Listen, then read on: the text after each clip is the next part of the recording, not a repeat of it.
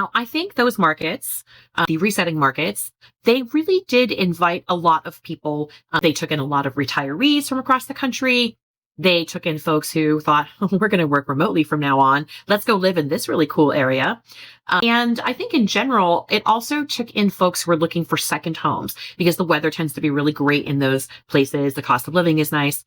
So you saw people purchase, especially in like Florida and Arizona, you saw a lot of purchasing of second homes, vacation homes from folks from all across the country. Now, don't forget, in particular, condos were a thing that sort of, ballooned during that time frame because for a lot of folks, if they're, moving to an area for a vacation home or a second home, a condo seemed like a great option because you're not managing the exterior of the property.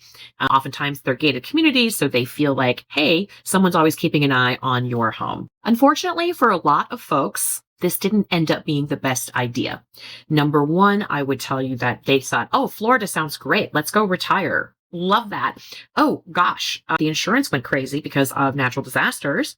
And all of a sudden they're thinking, oh, I don't know that I want to be here anymore. These are some of the things, for instance, that caused a problem for them. I would also tell you that there were folks who moved out into that resetting area and then only to discover that the jobs that they thought were going to be remote forever, they're now being asked to come back to the office. So living in, say, Arizona isn't really working for the job that they had in New York City. And last but not least, while this isn't the most fun thing to talk about, when you make a giant move across the country from one place to another, sometimes you show up at the new place and you go, gosh, I'm having culture shock. This isn't, what I thought it was going to be.